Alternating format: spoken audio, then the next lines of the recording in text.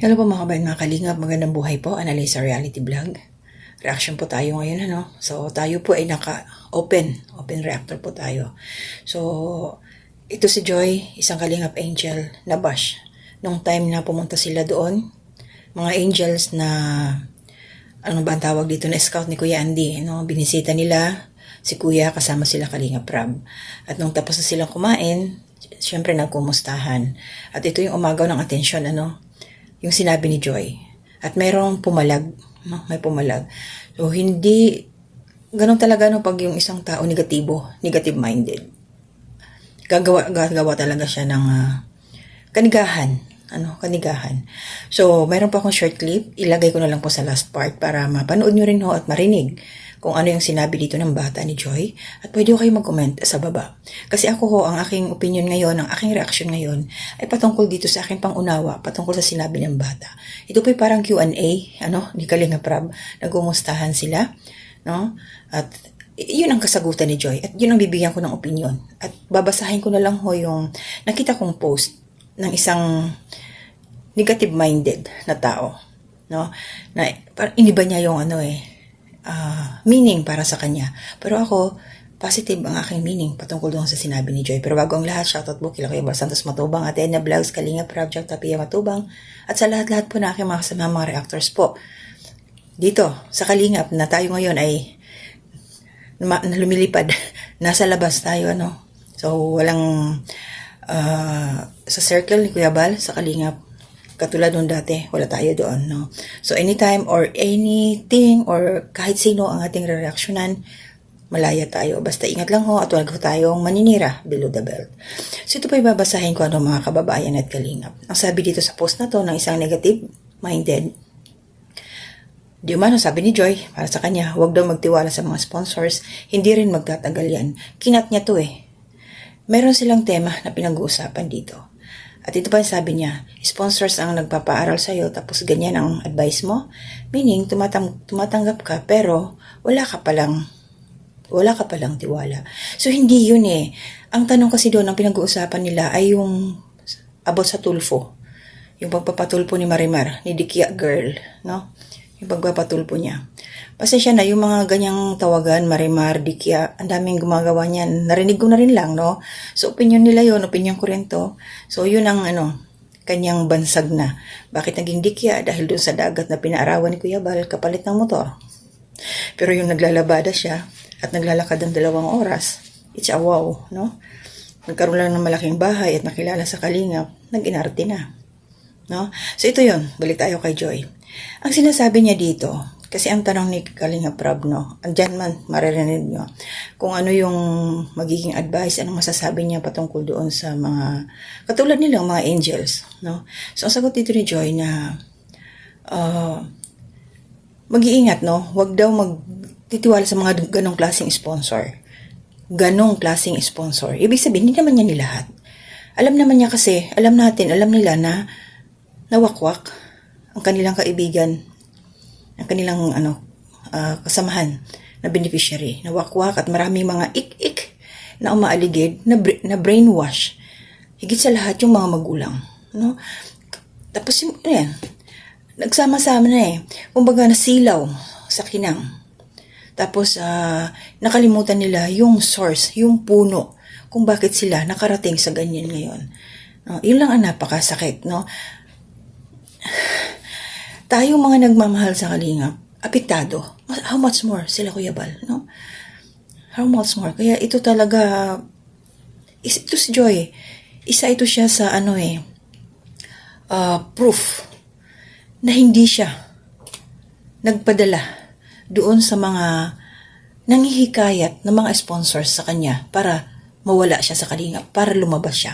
Alam naman natin na naging issue na ito maraming maaligid noon kay Joy, sa pamilya ni Joy, para makuha, parang gusto nilang yung mga antay na yon, gusto nilang saktan ang Kalingap, saktan ang damdamin ng Kalingap. Kaya, bilib ako dito sa batang to kay Joy, sa pamilya nila, Nanay Imelda. Sabi nga noon ni Nanay Imelda, hanggat hindi, magpapantay na lang yung paa nila, Kalingap pa rin sila.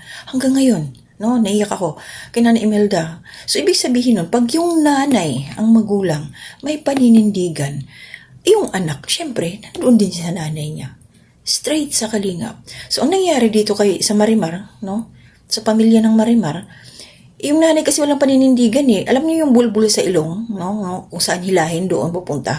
Kung saan ang merong makukutkot nandoon, no? Hila-hila, kung saan hilahin nandoon.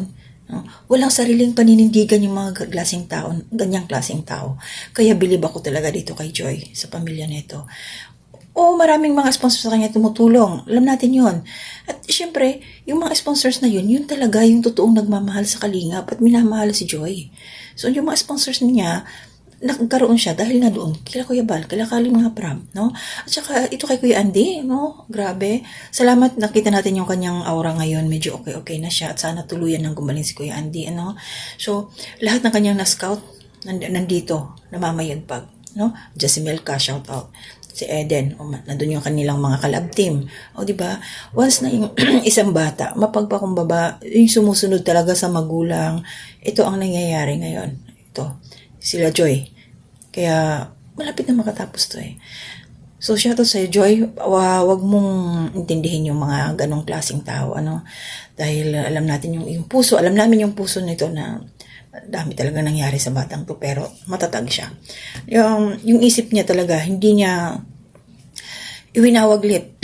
Excuse me. Hindi siya na, na doon talaga na inisip niya na nagkaroon sila ng ganyan dahil kila Kuya Andy, dahil kila Kalingap, dahil sa Kalingap, no? So, sana ganyan lahat ng mga mga beneficiary, no? Huwag kayong gagaya doon sa iba ng mga nangyari na lahat ng mga nawakwak na yan, walang sariling paa. Walang sariling pag-iisip, no?